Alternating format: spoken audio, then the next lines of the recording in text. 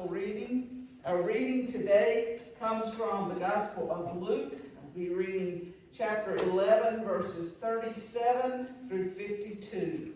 Now hear these words. While he was speaking, a Pharisee invited him to dine with him. So he went in and took his place at the table.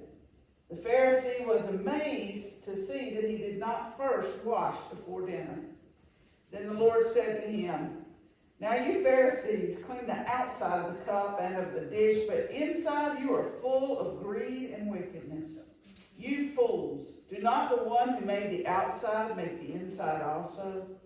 So give for alms those things that are within, and see, everything will be clean for you. But woe to you, Pharisees, for you tithe mint and rue and herbs of all kinds, and neglect justice and the love of God. It is these you ought to have practiced without neglecting the others. Woe to you, Pharisees, for you love to have the seat of honor in the synagogues and to be greeted with respect in the marketplaces. Woe to you, for you are like unmarked graves, and people walk over them without realizing it." One of the lawyers answered him, "Teacher, when you say these things, you insult us too."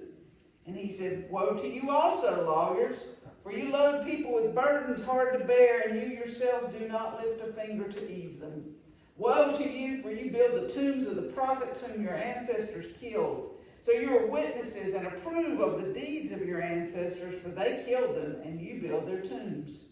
Therefore also the wisdom of God said, I will send them prophets and apostles, some of whom they will kill and persecute, so that this generation may be charged with the blood of all the prophets shed since the foundation of the world, from the blood of Abel to the blood of Zechariah, who perished between the altar and the sanctuary.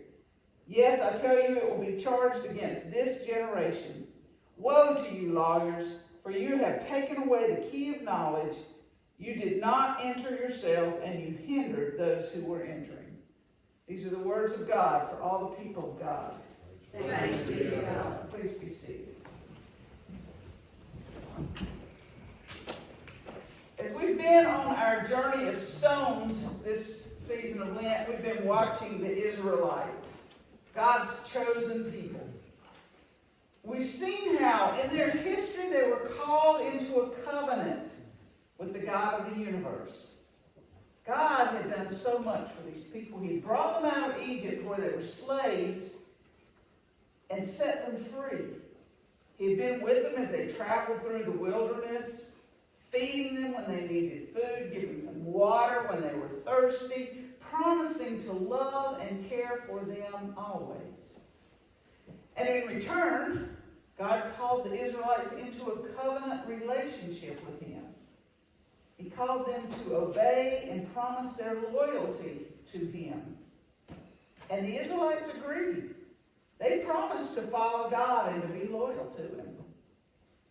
But as we know, throughout the years, the centuries really, the people broke their promises to God repeatedly. The Israelites, who were God's chosen people, turned their backs on Him and broke their promises over and over. What did God do in response to that behavior? God was faithful. God kept His promises. He loved His people. He cared for His people. He led His people throughout the years and the centuries. And as the Israelites, who later became known as the Jews, continued to form themselves as the people of God, they made some changes to how they worshiped God.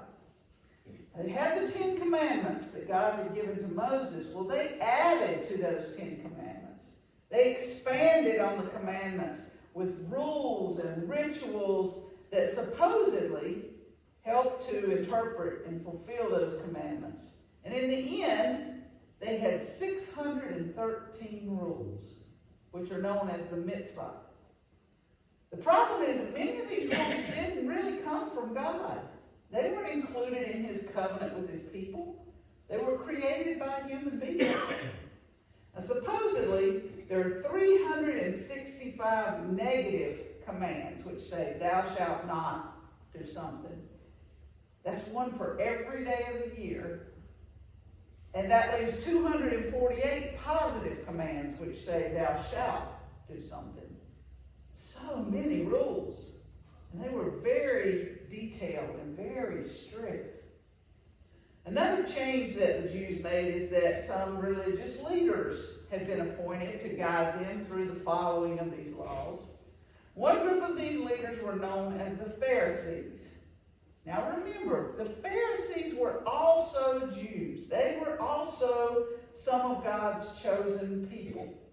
And they were extremely devout. They really were dedicated to being obedient to God. They were very strict about following those laws, all 613 of them. Another group of leaders was known as the scribes. Now, the scribes were actually experts in the law. They were like lawyers and legal counselors. And more than just obeying all the laws, the scribes were experts at interpreting the laws, how they should be observed and how they could be avoided. See, they wrote escape clauses into the law that allowed the scribes and the Pharisees to avoid the intent of the law while still technically obeying the law. For example, the law said that you shouldn't work on Sabbath day, right? Remember the Sabbath to keep it holy. Well, one way they interpreted that law is that you couldn't carry a burden on the Sabbath. You couldn't carry anything. And the scribes decided that carrying a burden meant carrying anything in either hand or on your shoulder, the way you would carry something. But they said a person could carry anything they wanted on the backs of their hands, or with their foot, their mouth, their ear, or their hair. Because that was not the usual way of carrying something, so they decided that did not constitute carrying a burden. See, those are the kinds of loopholes that they wrote into their laws. The scribes and the Pharisees observed the law. They also avoided the law when they could, but it was all done in a very specific way. And they expected everybody else to follow the law in exactly the same way. But the scribes and the Pharisees considered themselves above everyone else. They felt that they were superior when it came to how they practiced religion. And they convinced the Jews of Jesus' day that their way was the right way. Well, one day, Jesus was teaching the people, as he usually did, and a Pharisee came up and invited Jesus to come to dinner at his house. Now, we don't know why he did that. The Bible doesn't tell us.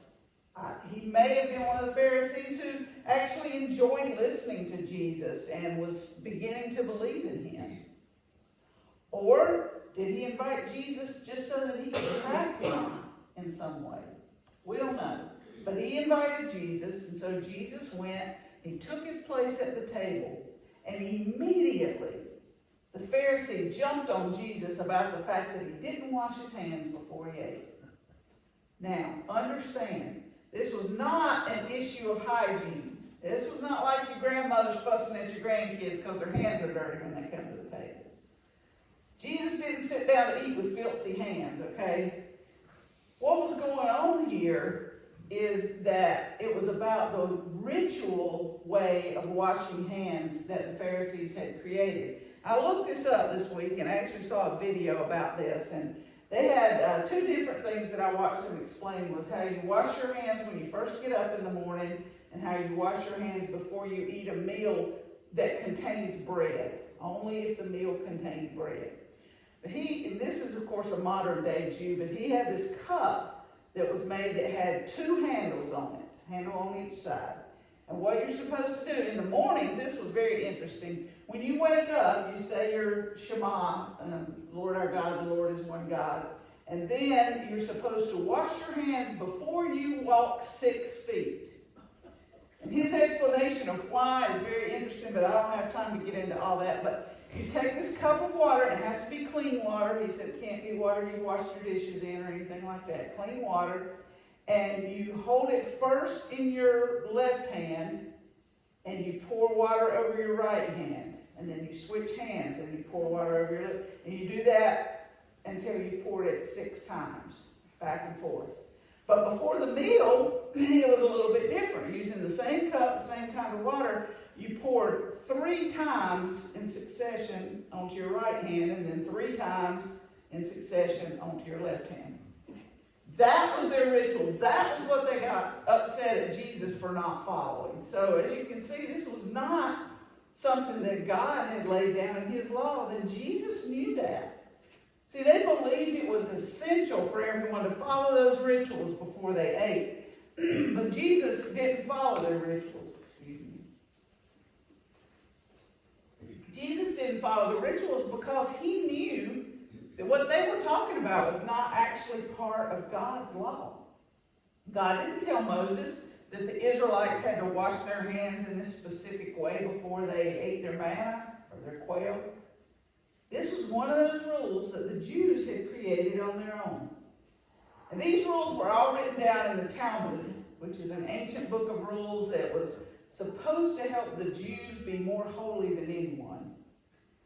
But the truth is that this set of rules was so strict that no one could actually follow all of them. It was impossible. There's a story that the Jews of the first century like to tell about one of their most famous rabbis, Rabbi Akiba. He had been on a long journey, and he was so incredibly thirsty that he felt like he was going to faint. He was really thirsty.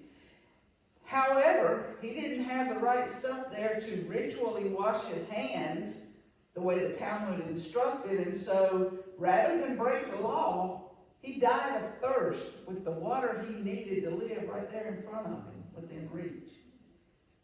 The Jews were proud of this, actually, proud of the rabbi and how he had stuck to the laws. In the mind of the Pharisees, everyone was supposed to follow these rules, and they would rather die than break the rules. Not God's rules, mind you, the rules that they had created. The scripture says this Pharisee that Jesus was eating with was amazed to see that Jesus didn't go through this ritual hand washing. And this made Jesus angry. Angry and disappointed that even after all these years, they still missed the point of God's covenant. They didn't understand what it really meant to love God. They didn't understand what it meant to love their neighbors. They just didn't get it. So Jesus told the Pharisees what he thought. He said, "You Pharisees are such hypocrites. You're so careful to wash the outside so everyone can see it, but the inside is filthy." Then Jesus began a list of what's commonly known as the 6 woes, or if you're in Matthew, the 7 woes. He started out with the Pharisees. "Woe to you, Pharisees! You pay tithes of all the little things like mint and herbs, but you neglect the important things like justice and loving God. Shame on you. Woe to you, Pharisees," he continued. "You insist on having the very best seats in the synagogue, the most comfortable seats right up front, not because that's where you want to sit, but so you can be seen by everybody, and they can see how important you are." Once again, he said, "Woe to you, Pharisees. You're like a bunch of unmarked graves. People walk over the nice grassy surface, never suspecting that there's a rotting corpse underneath the ground. Your faith is dead and you don't even know it." So after this, one of the scribes, the experts in the law, said to him, "Hey, when you say those things to the Pharisees, do you realize that you're insulting us too?" Jesus replied, "Well, woe to you too. You scribes, you make all these strict rules that are too hard for people to follow, and then you come up with ways for yourselves to avoid following them. Woe to you, scribes, you glorify the ancient dead prophets, even though your ancestors killed them. But when God sends you living prophets, you ignore them and turn them away. Woe to you, scribes, because you have turned the scriptures into a book of riddles that confuse and confound the people." So what Jesus was saying to these scribes and the Pharisees is that he recognizes, he sees who they are, and he knows that they want to be in charge. They want to be in charge of the temple. They want to be in charge of the Jews. They want to make all the rules, and they want to decide how and when the rules should be followed. They wanted to determine who had kept the rules and who had broken them. And they used their own lives as a measuring stick to measure themselves and others. They wanted their church, their synagogue, if you will, to stay exactly how they liked it. That's why Jesus was so harsh.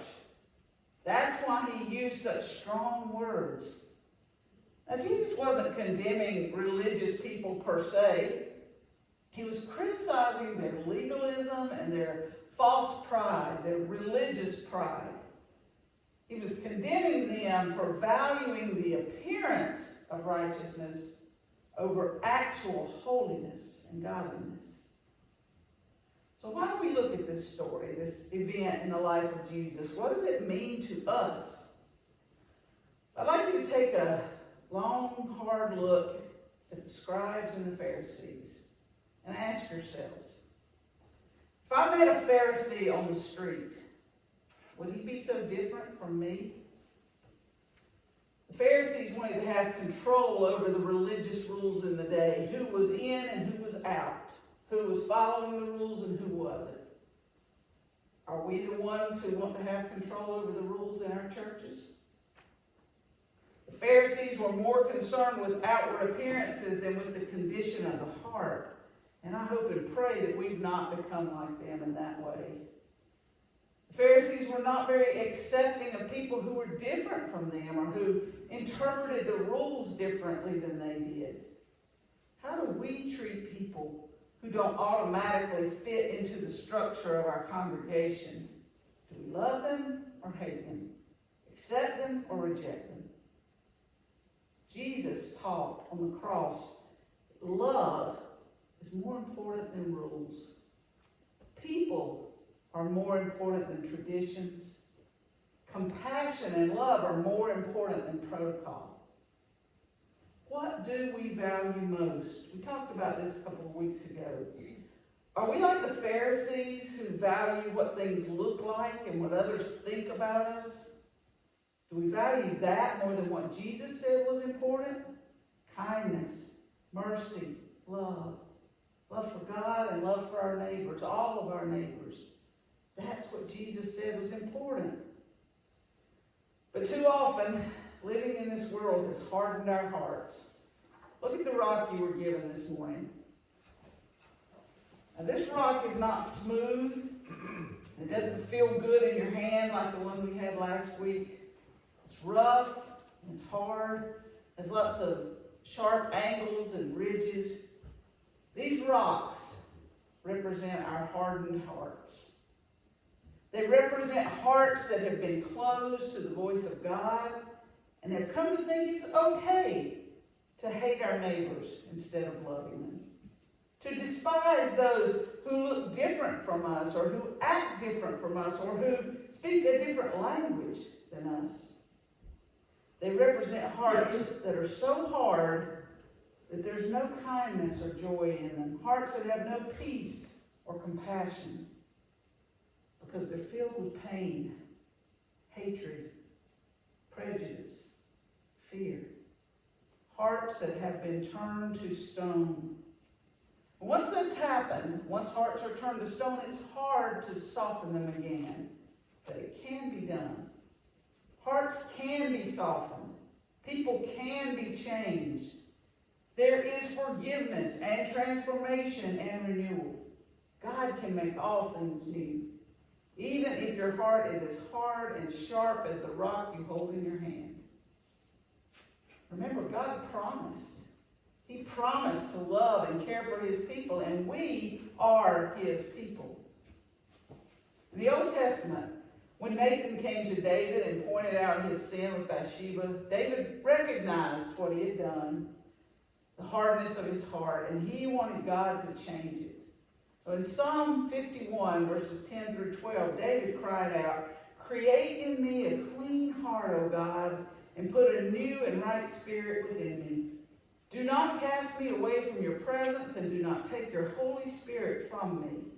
Restore to me the joy of your salvation, and sustain in me a willing spirit." And then God made a promise to his people through the prophet Ezekiel. He said, "A new heart I will give you, and a new spirit I will put within you.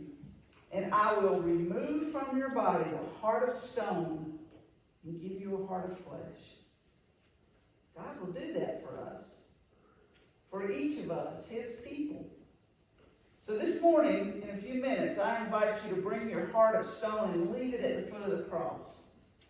Let God begin the softening process on your heart. Let him give you that new heart of flesh so that he doesn't look at you and say, woe to you. When you walk out of this church today, I pray that you will not have a heart of stone. I pray that you'll leave here loving your God and loving your neighbor, caring for the needy and the oppressed. I pray you'll take your new softened heart into this world you live in and use it to change the world. You can do that by simple acts of kindness to others, by feeding the hungry, clothing the naked, sitting with the lonely, and listening to the friendless. Loving everyone. So today, as we sing the final hymn, I invite you to bring that heart of stone to the foot of the cross and leave it here. And as you do, pray that God will take your heart of stone and replace it with a heart for his children, all of his children.